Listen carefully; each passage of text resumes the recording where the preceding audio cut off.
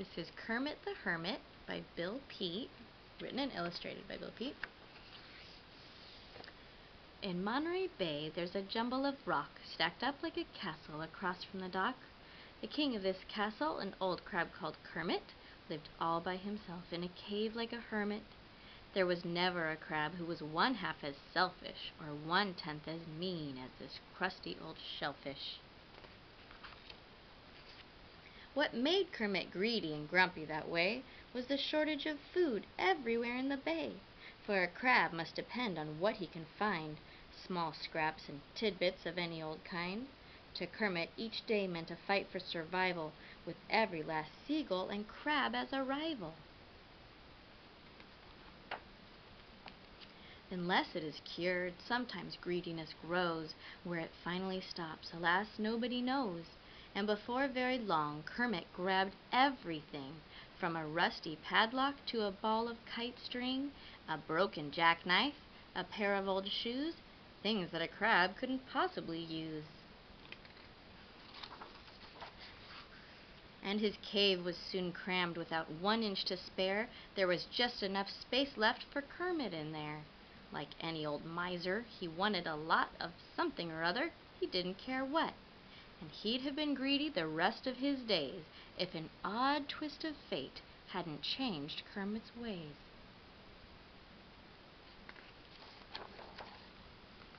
This remarkable change in old Kermit began with an everyday thing, just a battered tin can. A pork and bean can that had been tossed away far out in the sand dunes that bordered the bay. The crumpled tin lid caught the sun's bright reflection, which caused it to sparkle in every direction.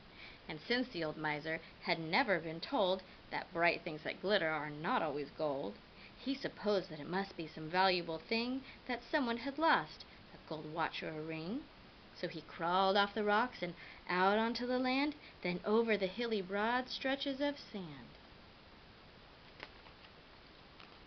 And not until Kermit was next to his prize did he realize a trick had been played on his eyes. "Why, you phony tin faker, you!" growled the old grump. "Rubble like you should be tossed in a dump."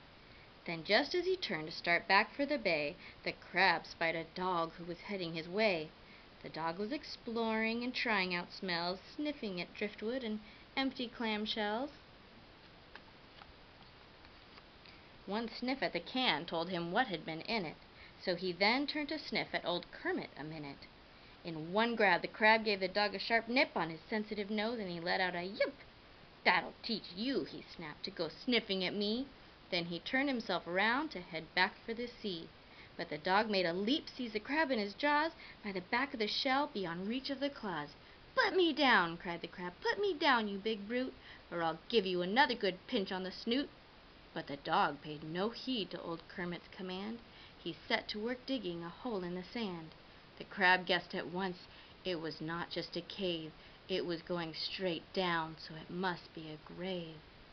"What a horrible end," Kermit said with a groan, "to be buried alive like a worthless old bone." Then just as the dog dropped the crab in the hole, a boy happened by with a long fishing pole.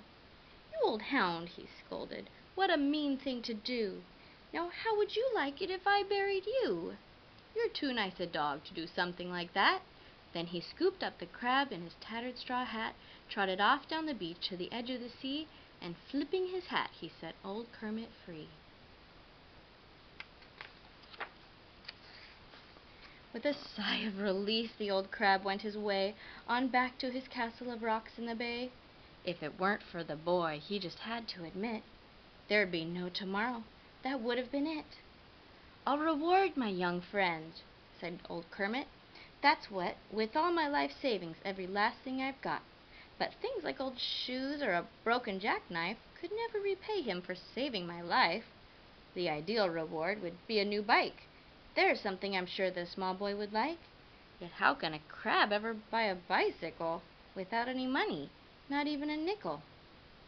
He pondered the problem the whole afternoon, then far into the night by the light of the moon.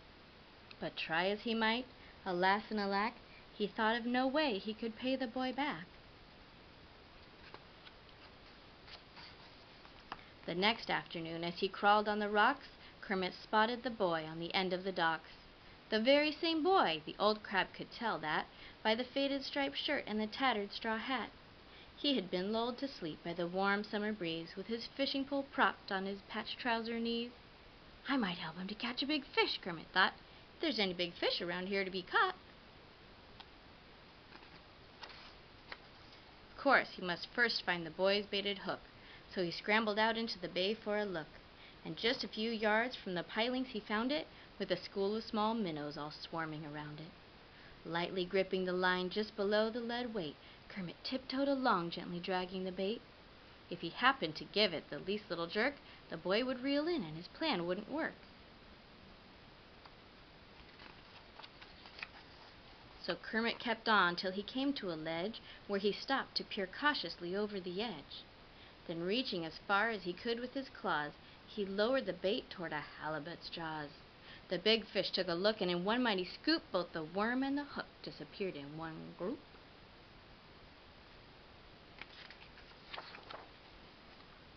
When he found he'd been hooked, he took off like a streak, and the line, which was really too flimsy and weak, suddenly snapped from the force of the shock, somewhere behind Kermit back near the dock.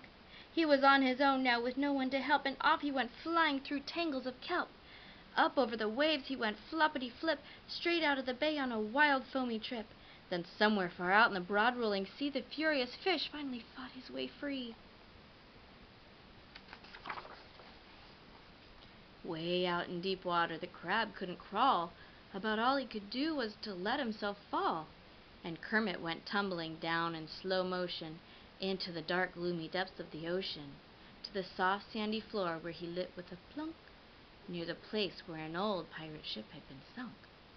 The huge hole had been smashed, all the sails ripped and tattered, and in every direction the cargo was scattered. "I imagine," said Kermit, "I'm not safe down here. There's much more to this place than the weird atmosphere." Some creature was watching, the old crab could tell by the cold, creepy feeling that ran through his shell. Crouching flat in the sand, he peered into the dark. He suddenly saw it, a monstrous blue shark. As the shark wheeled around for a head-on attack, Kermit spied an old chest that was open a crack. He got there a second before the shark did, and in a wild scramble squeezed under the lid. Pushing hard with his snout, the big fish tried his best to force up the lid of the heavy old chest. He lunged with the fury and all the brute strength of his broad fins and tail and his 20-foot length. But the lid's double hinges were solid with rust and a century's thickness of barnacle crust. So the crab stayed within while the shark stayed without. All he got for his pains was a badly bruised snout, and he finally turned tail. Then away he went tearing in search of a school of sardines or some herring. Not until he was sure the big shark was long gone did Kermit look down to see what he sat on. The old chest was filled pretty near to the top with a heap of gold pieces that made his eyes pop. "How strange," Kermit muttered. "No one's found it before. Can't be much more than 2 miles from shore. But anyway, all this gold treasure's mine now, if I just haul it back to my castle somehow." With a coin in each claw, he set out for the bay, with his life in great danger each step of the way. Not only the shark, other big fish as well, can easily bite through a crab's crusty shell. To avoid being caught by these crab-hungry enemies, he scuttled behind the dense clumps of anemones. Here the deep shadows were mostly blue-green, so a bluish-green crab there could scarcely be seen. Every day for 3 months Kermit made the round trip, returning each time with 2 coins in his grip. To make room for the treasure, he emptied his cave of the rubble he'd gone to such trouble to save. After stacking the gold into one gleaming pile, his crusty face cracked in a satisfied smile. He was thinking of all the great pleasure and fun such a treasure would bring to a certain someone. Then he crawled from his cave for a view of the bay, in hopes that he'd find his young friend there that day. Since the dock was deserted, he looked toward the shore, where he spied some small boys, 6 or more, tall ones and scrawny ones, one who was fat, but not one of them wore a striped shirt or straw hat. but his young friend might wear something else altogether, since the winter had come with its cold, foggy weather. But anyway, Kermit thought, what could I do? Just walk up and say, "Here's a present for you?" Then he heaved such a deep and most sorrowful sigh, he attracted a pelican roosting nearby.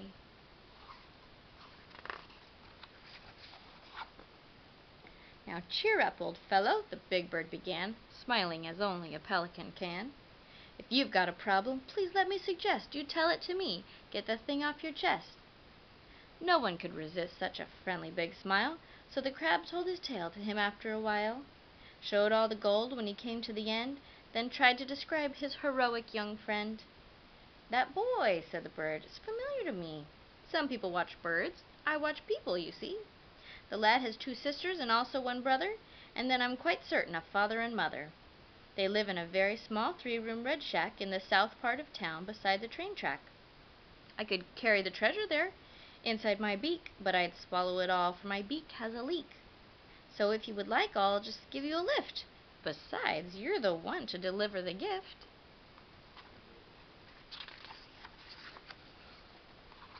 And so, with 2 gold pieces tight in his grip, Kermit took off on his first flying trip, across the broad bay in one breathtaking swoop, away through the dense fog as thick as pea soup.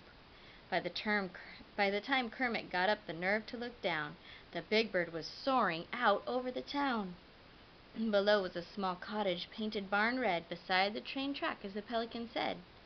The poor people lived there was easy to see, for it was the one house without a TV. As the pelican came to a fluttering stop alongside the chimney, he let the coins drop. They fell to the bottom, the 2 friends could tell, for the pot-bellied stove went kerbong like a bell. Then inside the house great excitement broke out. "Why, it's gold! It's real gold!" they heard somebody shout. The family ran out to find what it could be, but discovered the fog had rolled in from the sea. A ghostly white curtain closed in everywhere, so they never caught sight of whoever was there. The high-flying crab in the pelican's beak brought the family a fortune inside of a week. Soon they had a TV set and all sorts of toys, such as dolls for the daughters and bikes for the boys. All the rest of the gold, which was quite an amount, they set safely aside in a savings account, for the wise father said, "It is not every day that a fortune is dropped down our chimney that way."